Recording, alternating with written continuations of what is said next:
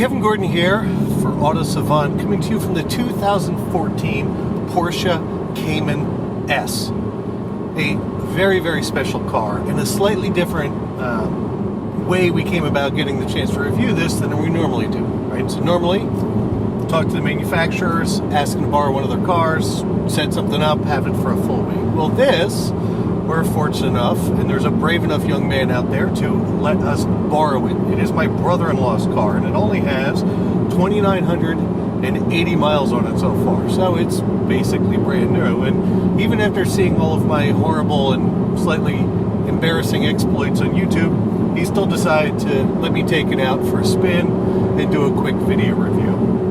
So we'll walk through the car. Option set on this car. It's a reasonably well-optioned Cayman S. It's got partial leather, PDK, PASM, the 20-inch Carrera Classic wheels on it, GT Silver, which might be one of the prettiest paint jobs you can buy in a car. A few other options, the upgraded infotainment, premium package, the upgraded stereo, for a grand total of just under $86,000. But all of that really isn't what makes the Cayman the Cayman. What does is the fact that in this new generation of Cayman, you really wind up with a car that breaks away for a large extent from the 911. It's longer wheelbase than the old car was. It's got a much prettier profile, much better rear haunches. To my eye, and sort of no family kindness here, it is the prettiest of the Porsches you can buy right now. I just think the side profile look of this car, front to back, is about as good as you can do anywhere when it comes to cars these days. And as we're on our way to one of my favorite state parks that's basically abandoned, to do some of the more performance driving, let me tell you, from a day-to-day comfort perspective, a Cayman is a very livable car. You get the front trunk, which has a decent amount of space in it. The back is wide open for whatever you can stick in there. If you have a narrow golf bike, it would fit in there no problem.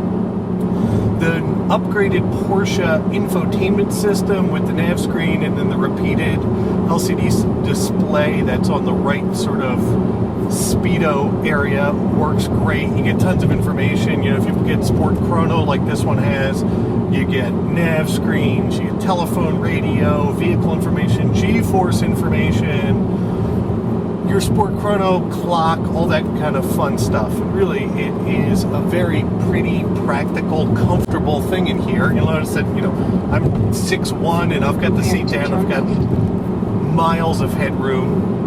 A little noisy right now, probably given the fact that I've got the aircon running pretty good and we're on these fine New Jersey gravelly sort of coated roads. So you do get a decent amount of tire noise out of the 9.5 inches of tire that they have on the rear of the car. But of course, 700 feet onto Webster Avenue. Now turn left.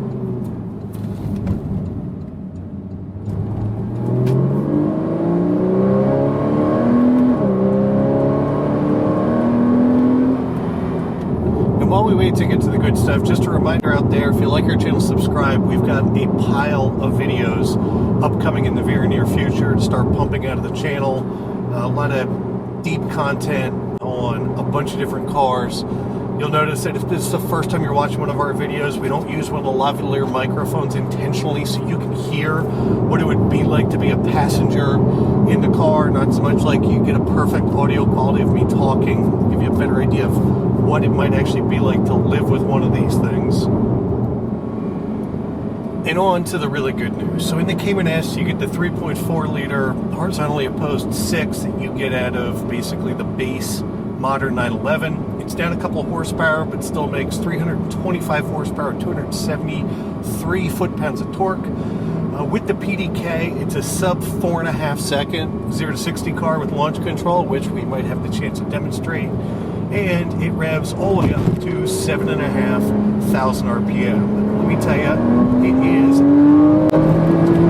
nothing but a sonorous experience in doing it. It really is as wonderful of a driving machine as you're going to find.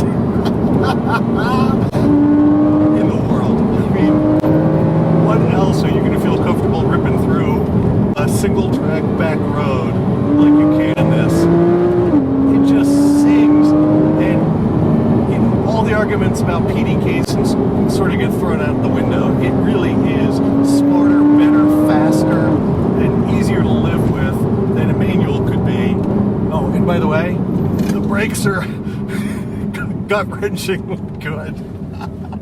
It really is just a silly car. Now, I will tell you, there will be a lot of sort of tail-out antics in this because it's got so much damn grip. I mean, I've tried to play with this car, and to be honest with you, not on a completely closed course. I really wouldn't want to do it. The levels in this car are so high, and it has so much grip and balance that to break levels of adhesion, you really do need to be absolutely at 10/10ths.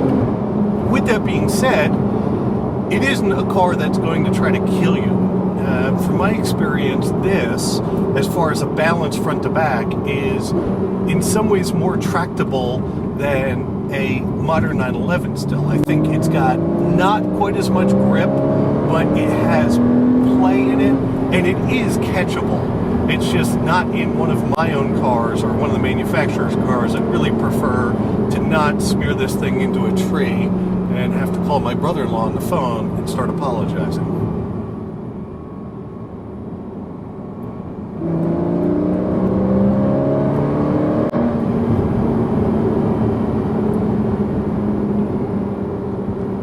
Other impressions you get are, of course, the steering is, to use the overly cliched term, telepathic could really be the best way to describe it. And I think one of the interesting bits about that is the fact that when you are in normal mode, not full-out angry mode like we are now, because this car, of course, has PASM, which gets you Sport and Sport Plus, also gets the ability to solid up the engine mounts so that the whole sort of system becomes a lot stiffer.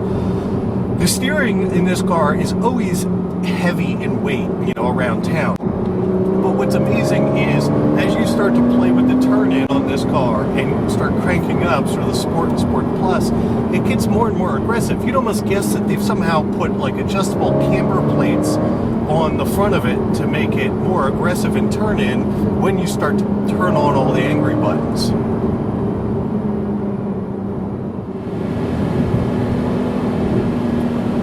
Last little comment about the car is, of course, being mid-engined, you do get some really great visceral noise out of this car. It sort of feels like it's fizzing constantly behind you.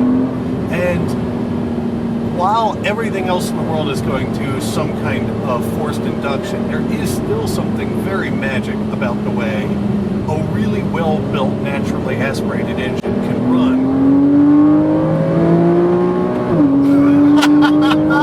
all the way up to red line. I mean, holy.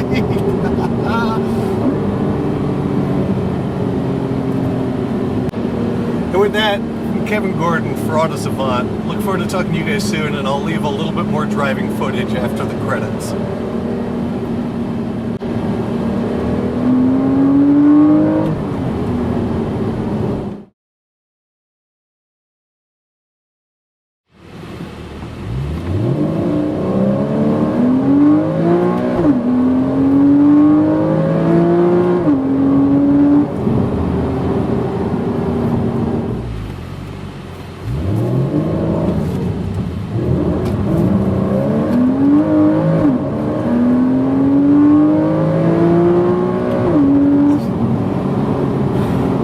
On the brake,